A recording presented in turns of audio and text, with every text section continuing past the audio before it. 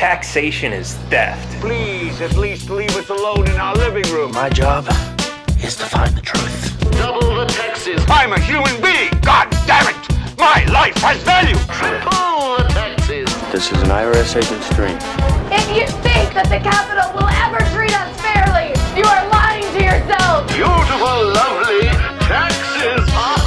Sorry, but I don't do taxes. Did you see the memo about this? The government is a greedy piglet. Just leave us alone. Do you know what Ralph just said? The roads. You boys like Mexico? I'm as bad as hell, and I'm not gonna take this anymore. All right, I think we're live. What's up, guys? I'm skipping the intro because we're on kind of a it's crazy right now, but we're live. We've got Chris Holbrook down in Minneapolis, and he's live at one of the protests. And tell me, so earlier you were just telling me earlier that you were at one of the other protests that was a little bit more rowdy than this. What was going on over there? Yeah, so right now I'm in downtown Minneapolis. We're in front of the Hennepin County Government Center right there. Monument to the gods, apparently. Demanding, this is a peaceful rally demanding that the Hennepin County DA, Mike Freeman, bring charges and arrest the 4 officers who killed George Floyd on Memorial Day. Right, because this cop is basically, he's sitting in his house right now. He's got, I saw another stream from there. He's got, it looks like over 100 cops protecting his house. Yeah. Oh, go ahead. Yeah, I was going to say, you know, they wouldn't need to spend that much money on all those cops if they just stuck him in jail where anybody else would be. Well, it's funny you say that because I brought that up earlier. If they put this guy behind bars, it might save a lot of buildings being burned down and people being hurt. I was at a protest, two rallies last night. One was in memory of George Floyd at 38th and Chicago Street in South Minneapolis, where he was killed. That rally was extremely peaceful. It was community members crying, singing, dancing, painting on the sidewalk, laying flowers, maybe 500 to 1,000 people at that. That's about 9 miles from my house in St. Paul. On the way to my house in St. Paul is the 3rd precinct, which has been covered on the national news more than any other spot as the most local police station where they believe Derek Chauvin was based out of. So last night at that rally, it was supposed to be a peaceful gathering, and it turned into thousands of people rioting, tear gas being fired from the police station into the crowd, rubber bullets being fired into the crowd, flash grenades. Then things got ugly from the protester standpoint with break-ins and looting into local businesses. Buildings burned to the ground, over a dozen buildings burned to the ground. You probably saw some of that on TV last night. Now today, I live in St. Paul. Again, I'm 9 miles away from downtown Minneapolis here. My house, about 8 blocks away, there's a Target, one of these super Targets, and being under house arrest, quarantine, lockdown here in Minnesota, still working from home, I hear the occasional gunshot in my neighborhood. There were a lot of gunshots going off earlier in the day. Started getting notes from my neighbors about the Target being looted and ransacked. So I went over, I just took a walk over, and I was on my Facebook live feed earlier, and suddenly thousands of people are in the parking lot over there.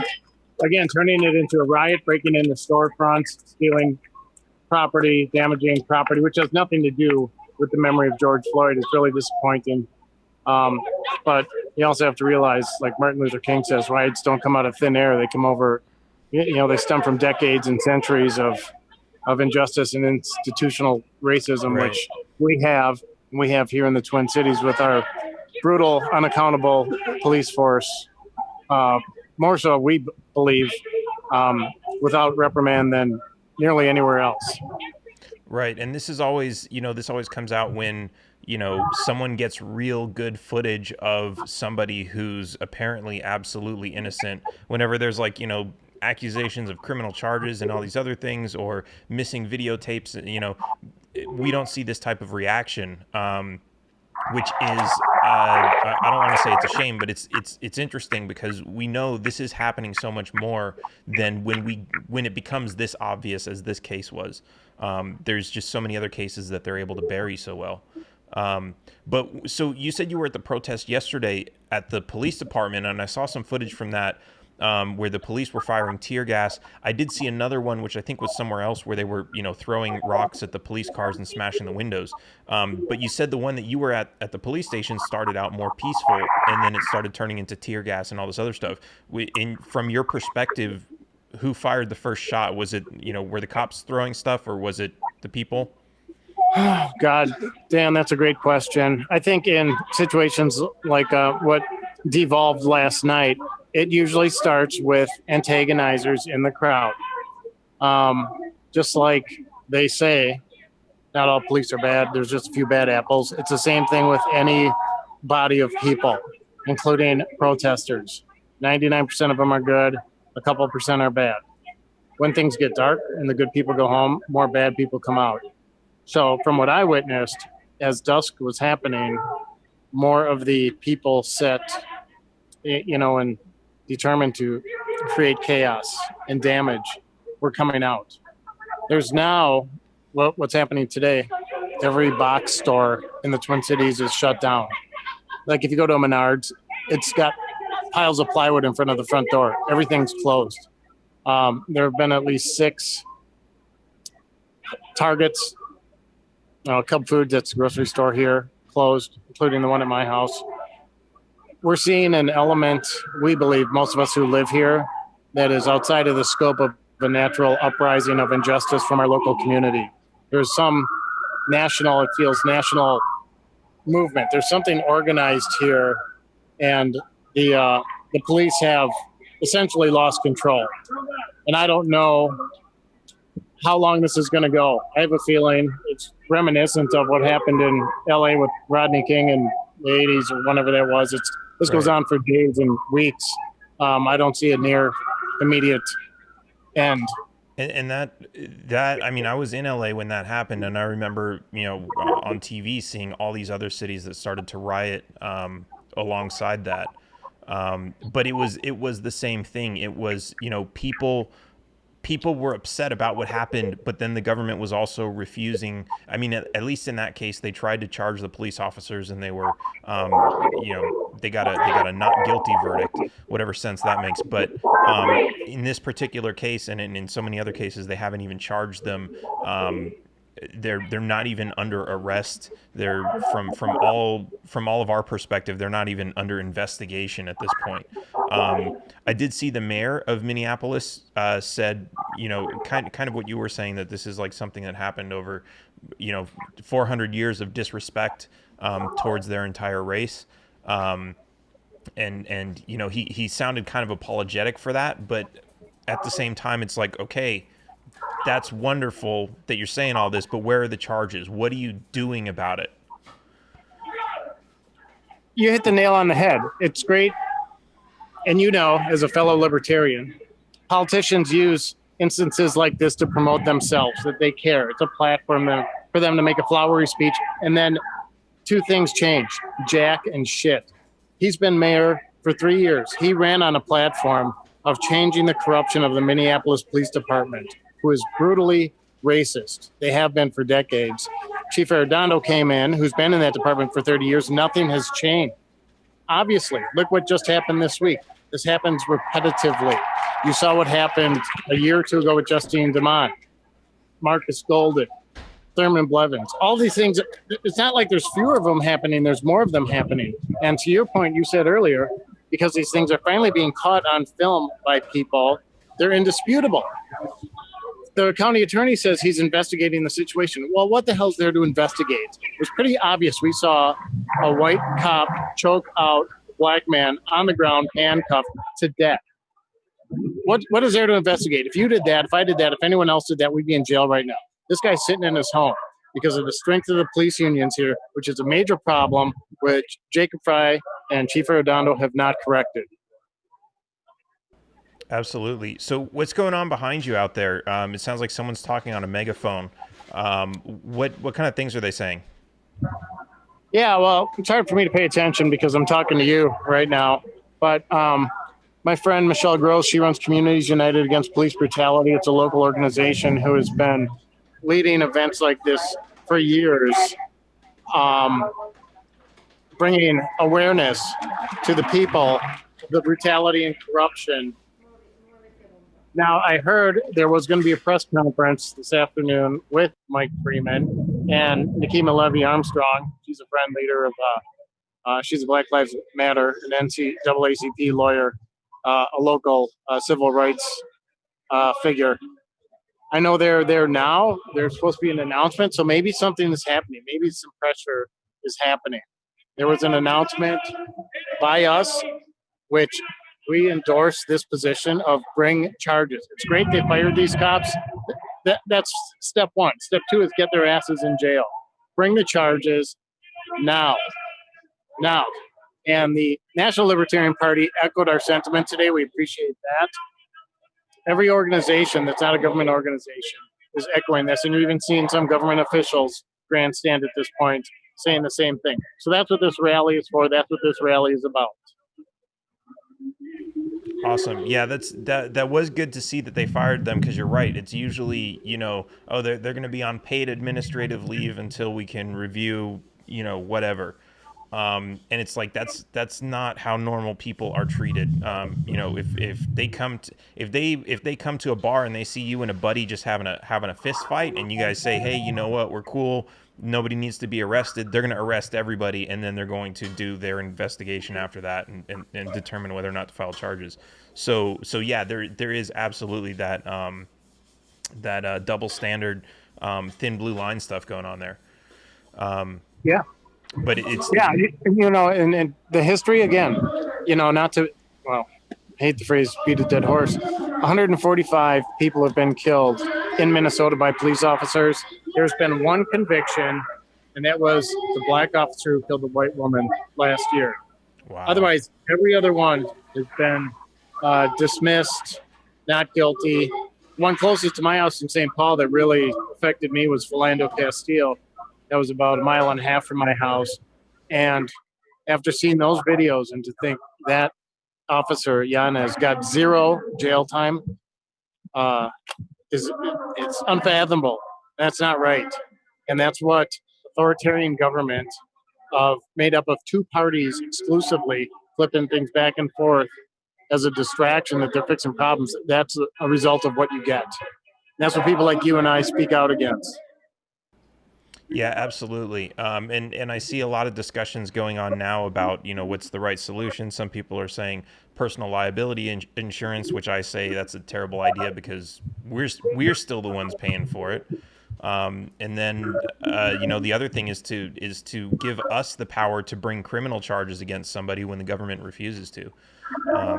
I think that's they're supposed to be working for us. If it is truly a republic as the Constitution has defined it, we should be able to go to them and say, hey, we want you to do this, file charges against this guy, and they should do their jobs and do what we tell them to do. But of course, it just doesn't work like that. So I think I personally think something in place to give us that power to make them act on that would be good. We also see a lot of people are saying the FBI is involved. There was one guy who broke the first window at, I think, one of the Targets. He had a hammer and gas mask and everything, and they said, they started asking him questions. He punched a woman and ran, and then ended up going into the police station. I haven't been able to verify any of that, but there's pictures, there's some video and some other stuff. So we always hear stories about agent provocateurs that are kind of inciting this sort of thing. And if you're sitting in the police station and you've got an angry crowd outside, that's not to say it's a good thing, but that's a real good way to draw them away from you. Yeah, I don't know if the thing you just said is true, but it's funny because someone else sent me what they call photographic evidence and proof, and they eyewitnessed the same thing happening last night when Minnehaha Liquors got looted across from the 3rd Precinct Police Department. The first person who broke the window and rallied the crowd then ran back across the street into the police station. Again, that's speculation. I don't have proof. I'm not making that accusation. But the fact that you brought up a similar instance that you've heard does make you wonder. Regarding solutions, you hit on some key ones. I don't know that there is a magic bullet solution. Citizen involvement, like you said, they report to us. They're supposed to protect and serve us. I do support liability insurance. This city here in Minneapolis paid out $20 million in one claim last year. My city in St. Paul paid out $4 million in the last 2 years. Who's paying for that? I am. Those are my taxes. So they should have professional liability insurance, just like I have car insurance to drive a car. Furthermore, right, my only defense against that argument is that, where's the insurance company going to come up with that $4 million? They're going to have to charge a pretty big premium to be able to cover that. Tough shit. You know what? It's better than losing a life, and maybe it keeps some of these dirty cops with brutal histories unemployed. That's the real goal of it. Right. Yeah, that's what I'm saying. There's no solution, but we need some changes. Busting down these police unions who, again, you pointed it out, paid leave at home after someone dies in your custody, paid leave at home. How about someone dies in your custody, you sit in jail until the investigation's over with no pay, like you or I would do? Yeah. Yeah, absolutely. Maybe they should turn this one guy over to this crowd or one of them other crowds. Set an example. Yeah. Again, I'm not calling for violence against him, but there are solutions to problems, and nothing ever changes, and people are sick of it.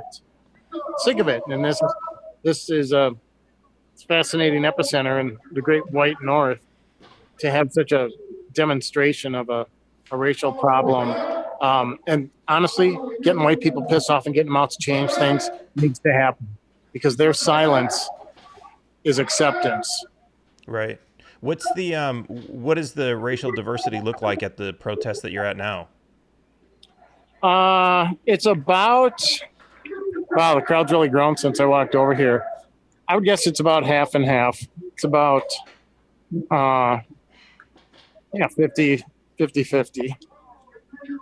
Take a look around here. I'll try to pan.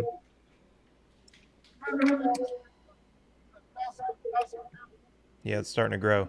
It's good to see that there's a mix out there, because it is. I think that shows that this. When we see these crimes that, of course we immediately jump to whether or not it's racist just based on the color of the people involved, but whether or not it is, these types of demonstrations with that kind of diversity, I think is a good show to say that, whatever happened, we have the support of the people to say this was absolutely wrong and we need a solution to this. And it's not just, people of one color supporting it. So I think that's really awesome. Absolutely. All right. Well, I don't want to hold you away from the protest. I know you're there to see what's going on. Is there anything else you think we should know? If any misinformation that you've seen going around, or anything that anyone can do to kind of help what's going on there? The only thing I would say is stay active, make phone calls, show up at events like this. I published the phone number to the office of Hennepin County DA Mike Freeman. Most of us did. It's on LPMN news release and the National Libertarian Party news release Facebook page. That's what people can do right now, is make a call. Stupid online petitions don't do jack. You got to contact them and make your voices heard in large quantities. Okay, cool. I'm gonna go check that number out, and I'm gonna go make a call right now. Anybody watching, I definitely recommend you do the same. This is how we have to put pressure directly on these people who are going to make this decision, and let them know that we care enough to at least make the phone call, and they better care enough if they care about their jobs to do something about it. Awesome. All right. Well, thanks for giving us the update, Chris. Definitely would love to have you back on to get another update or talk some more. But for now, get back to that, see what's going on, and let us know. All right, will do, Dan. Thanks for the chat. You got my number. Live free, brother. Taxation is theft. Damn right it is. All right, I'll see you later. Thanks again. All right, yep. Taxation is theft. Please, at least leave us alone in our living room. My job is to find the truth. Double the taxes. I'm a human being. God damn it. My life has value. Triple the taxes. This is an IRS agent's dream. If you think that the Capitol will ever treat us fairly, you are lying to yourself. Beautiful, lovely taxes. Sorry, but I don't do taxes. Did you see the memo about this? The government is a greedy piglet. Just leave us alone. Do you know what Ralph just said? The roads. You boys like Mexico?